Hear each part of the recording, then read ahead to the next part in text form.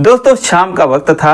एक लड़का अपने शरीर की जरूरतों को पूरा करने के लिए दिल्ली के जीबी रोड स्थित तमाम कोठों में से एक कोठे के अंदर चला जाता है।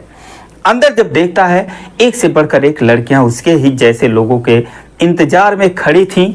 एक बहुत ही खूबसूरत लड़की उसका हाथ पकड़ लेती है और उसके बाद एक कमरे में लेकर जाती है जहां पर उस लड़के की हालत खराब हो जाती है। वो उससे कहता है कि इतना भी जुल्म मत करो, लेकिन दोस्तों उसे कुछ ऐसा मिलता है कि जिसकी वजह से वो बार बार उस कोठे पर जाने लगता है और एक दिन कुछ ऐसा होता है कि जिसकी कल्पना भी नहीं की जा सकती है। दोस्तों एक बहुत ही रोचक कहानी है, बहुत इंटरेस्टिंग कहानी है। ये जानते हैं पूरी कहानी इस वीडियो में, लेकिन वीडियो में आगे बढ़ने से पहले बस वही रिक्वेस्ट कि आप वीडियो को लाइक कर दीजिए, चैनल को भी सब्सक्राइब कर लीजिए ताकि मेरा हौसला बढ़ता रहे। दोस्तों एक कहानी है दिल्ली की। एक लड़का जिसका नाम पंचम होता है, कई सालों से वो दिल्ली के अंदर काम कर रहा था। एक दिन शाम को उसका मन करता है कि कोठे पर चला जाए और जरा देखा जाए अंदर का नज़ारा क्या होता है। दोस्तों पहली बार कोठे पर जाता है, बहुत डरते हुए, बहुत ही सावधानी से, लेकिन जैसे ही कोठे के अंदर वो घुसता है तो वहाँ का नज़ारा देखकर दंग रह जाता है। सोचता है कि गजब के लोग हैं, जरा भी लाज नहीं है, जरा भी शर्म नहीं है। एक से एक खूबसूरत लड़कियां वहां पर अपने जलवे दिखा रही थीं, अपनी अदाएं दिखा रही थीं। एक लड़की जो है वो पंचम का हाथ पकड़ती है और कहती है कि आइए सेठ जी आइए, बहुत दिनों बाद आए हैं, कहाँ पर थे आप? तो पंचम कहता है कि मैं तो पहली बार आया हूँ, कब आपने मुझे यहाँ पर देख लिया? तो कहती है अच्छा पहली बार आए हो, कोई बात नहीं, पहली बार जो आते हैं उनका स्वागत मैं ही करती हूँ। दोस्तों वो उससे 2000 रुपये ले लेती है और उसके बाद एक कमरे की तरफ जाती है और कमरे में ढकेलते हुए एक लड़की रहती है, उससे कहती है नैना जरा इसको देख ले और उसके बाद जल्दी भेज, संडे का टाइम है, बहुत भीड़ है। अब दोस्तों जैसे दरवाजे के अंदर जाता है, डरा तो पहले से ही था, उसे कुछ समझ में नहीं आता है कि पैसे कौन लिया और मुझे ये कहाँ भेज दी, क्या यहाँ पर चल रहा है। लेकिन दोस्तों अंदर जो लड़की बैठी थी उसे कहती है आइए सेठ जी क्या चाहिए आपको। दोस्तों जैसे उसकी आवाज़ सुनता है, उसका चेहरा देखता है, उसके पैरों तले जमीन खिसक जाती है। वो चेहरा कुछ जाना पहचाना लग रहा था, वो आवाज़ सुनी सुनाई लग रही थी। वो उसे गौर से देखता है, उसके समझ में नहीं आता कि क्या कहूँ, और ये सोचता है कि कहीं इसके नज़र में तो मैं कहीं जाना पहचाना नहीं हूँ, लेकिन ऐसा कुछ नहीं होता है। लड़की की तरफ से कोई हैरानी नहीं थी, तो वो इत्मीनान से बैठ जाता है। उससे कहता है क्या नाम है आपका? तो कहती है नैना नाम है। कहता है कितने दिनों से आप यहाँ पर हैं? कहती है बहुत दिन हो गए, क्या करेंगे आप जानकर। लेकिन दोस्तों फिर भी अब उसके दिमाग में एक अलग ही बात चलने लगती है। कहता है कि अब मैं जा रहा हूँ। नैना कहती है जा रहे हो, क्या हुआ? कहता है कोई बात नहीं, मैं फिर आऊँगा, लेकिन जब भी आऊँगा तो क्या तुम यहीं पर मिलोगी? तो कहती हाँ मैं तो यहीं पर मिलूँगी, अगर नहीं मिली तो किसी से बोल देना कि मुझे नैना से मिलना है, वो तुमको मुझसे मिलवा देगी। अब दोस्तों उसके बाद जो पंचम होता है वो अपने कमरे पर चला जाता है और कमरे पर जाते ही वो सोचने लगता है कि जिस नैना को वो देख रहा है वो आज से 18 साल पहले एक लड़की थी जो उसके साथ 3 सालों तक स्कूल में 6ठी, 7वीं और 8वीं में पढ़ी थी। क्या ये लड़की वही तो नहीं है? दोस्तों पश्चिम बंगाल के मालदा जिले का रहने वाला था और उसके गांव से उस लड़की का गांव 4-5 किलोमीटर दूर होता है।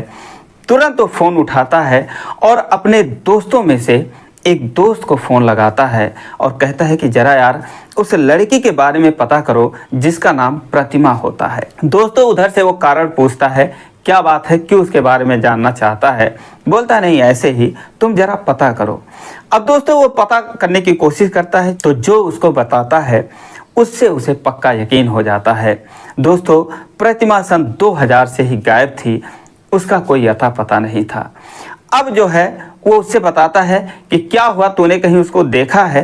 तो पंचम कहता है नहीं यार मैंने नहीं देखा, बस मैंने किसी से सुना था। तो पंचम का दोस्त कहता है कि हाँ एक बार हो गई, तो फिर उसके बाद उसका कोई अता पता नहीं है। अब दोस्तों उसका शक यकीन में बदल जाता है और उसके बारे में सोचने लगता है।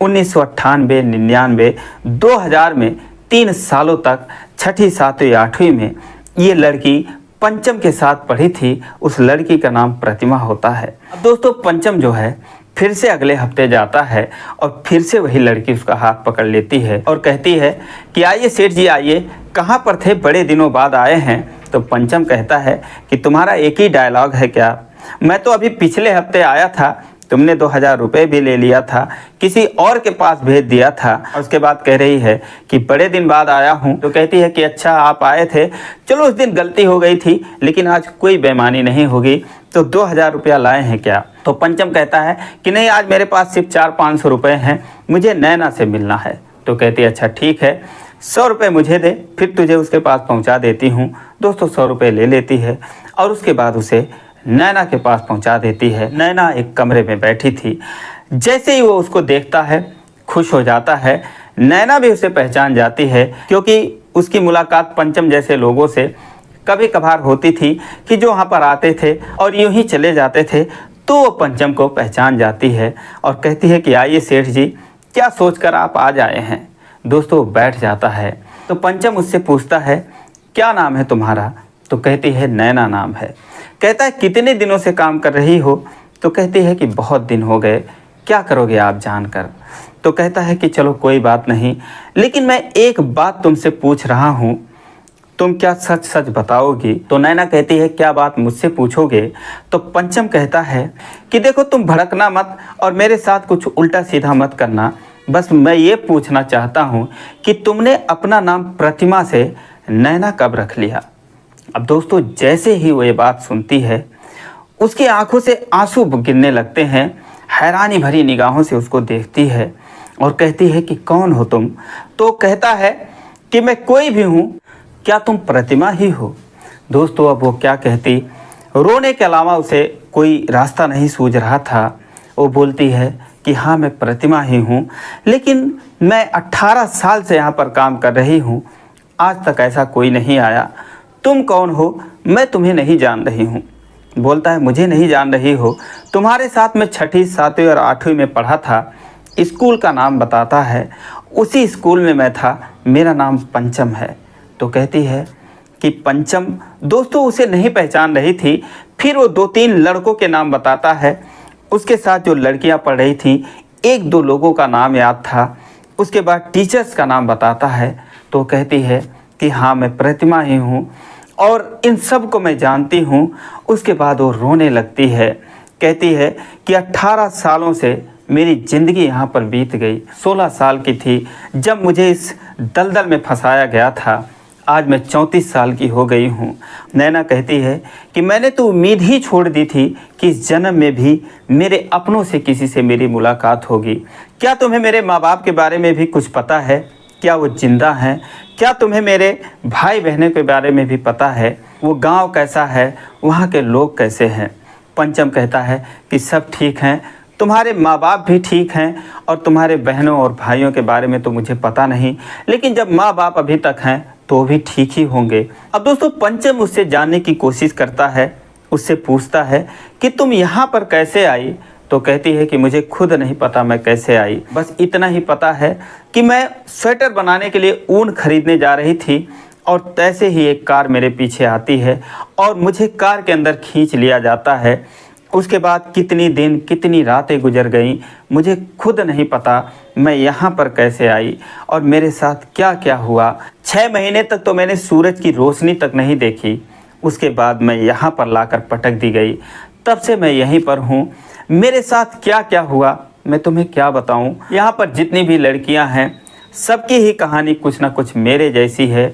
हम सारे लोग जब भी फुर्सत में होते हैं तो एक दूसरे का दुख बांट लेते हैं, बाकी तो आप जैसे लोग जो हैं वो तो दिन भर आते ही रहते हैं। फिर पंचम नैना से कहता है कि तुम यहाँ से भाग क्यों नहीं गई।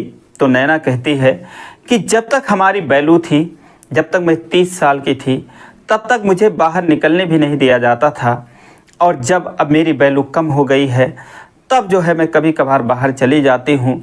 जब भी जाती हूँ तो कोई साथ में होता है। अब मैं सोचती हूँ जाऊँ भी तो कहाँ जाऊँ, अगर मैं अपने गाँव जाती हूँ तो मेरे माँ बाप की बदनामी होगी, तो इसीलिए मैं भागने की कोशिश भी नहीं करती हूँ। हालांकि जब भी जाती हूँ कोई ना कोई साथ में जाता है निगरानी के लिए। दोस्तों उसके बाद पंचम कहता है कि अब क्या सोच रही हो, क्या तुम्हारी कोई इच्छा नहीं है। तो कहती है इच्छाएं बहुत थी, सारी मर गई हैं, ये समझो सिर्फ शरीर जिंदा है, आत्मा मर गई है। बस यही इच्छा है कि एक बार अपने दूर से अपने परिवार वालों को देख लूँ, उनका चेहरा देख लूँ, एक बार अपना गांव गिरांव देख लूँ। बस यही इच्छा है, इससे ज़्यादा क्या कहूँ। कौन है हमारे आगे पीछे। तो पंचम कहता है कि मैं तुम्हें तुम्हारे गांव ले चलूँगा, तुम्हें मैं अपने घर ले चलूँगा। तो नैना कहती है लेकिन मेरा यहाँ से निकल पाना असंभव है, और अगर मैं किसी तरीके से निकल भी गई तो वहाँ पर तो मुझे लोग एक्सेप्ट नहीं करेंगे, फिर मैं कहाँ जाऊँगी। तो पंचम कहता है कि क्या तुम मेरे साथ रह सकती हो। तो कहती है क्यों, तुम्हारी पत्नी होगी, तुम्हारे बच्चे होंगे, तुम्हारे माँ बाप होंगे, परिवार होगा, समाज होगा, वो लोग क्या कहेंगे। तो पंचम बोला मैं किसी को नहीं मानता, मेरी पत्नी मुझे छोड़ के जा चुकी है, मेरी 11 साल की बेटी है जो अपने ननिहाल में रहती है, और जब मैं वहाँ पर जाता हूँ तभी वो मेरे साथ रहती है, जब मैं दिल्ली आ जाता हूँ तो फिर उसे ननिहाल छोड़ कर आता हूँ। तो नैना कहती है कि मेरे इस तरह ज़िंदगी गुजारने के बाद क्या तुम मुझे अपने साथ ले जाओगे, क्या तुम मेरे साथ उठना बैठना भी पसंद करोगे। पंचम कहता है क्यों नहीं, जो भी हुआ तुम्हारी मर्जी से तो हुआ नहीं है, अगर तुम मेरे साथ रहने को तैयार हो तो मैं तुमसे शादी भी कर सकता हूँ। अब दोस्तों इतना सुनने के बाद जो नैना थी या जो प्रतिमा थी फूट फूट कर रोने लगती है, उसके गले से लिपट जाती है, लेकिन फिर अगले पल वो अलग हो जाती है। वो कहती है कि लेकिन वहाँ जाने के बाद तुम मुझे ताने मारोगे, मेरे अतीत को लेकर गालियाँ दोगे, या लोग मुझे अगर ताने मारेंगे तो तुम कैसे बर्दाश्त करोगे। वो कहता है कुछ भी नहीं होगा, जिसको जो कहना होगा कहता रहेगा, मुझे कोई फ़र्क नहीं पड़ेगा, यकीन करो मैं तुम्हें कुछ नहीं कहूँगा। दोस्तों उसके बाद वो एक दिन प्लान के मुताबिक हॉस्पिटल के बहाने निकलती है, और उसके साथ जो रहता है उसको चकमा देकर वो पंचम के साथ भाग जाती है और पश्चिम बंगाल अपने गांव पहुंच जाती है। गांव जब उसके परिवार वाले देखते हैं बहुत खुश होते हैं। हालांकि ये दोनों पूरी सच्चाई बताते हैं कि ये कहाँ पे थी, कैसे थी, और मैं इसे किस लिए लाया हूँ। दोस्तों सारे लोग उनकी तारीफ़ कर रहे थे। ये बात और है कि कुछ औरतें थीं वो उसको ताना मारने लगती हैं, लेकिन पंचम जो है उसे कोई फ़र्क नहीं पड़ रहा था। दोस्तों 2018 में नैना और पंचम की मुलाकात होती है। उसके बाद दोनों एक मंदिर में शादी करते हैं। आज भी प्रतिमा, पंचम और उसकी बेटी ये तीनों खुशी खुशी रह रहे हैं। तो दोस्तों ये रही कहानी, आप लोग कैसी लगी कमेंट करके ज़रूर बताइए। जरा भी अच्छी लगी हो तो चैनल को सब्सक्राइब करिए। फिर मिलेंगे अगले वीडियो में, तब तक के लिए जय हिंद।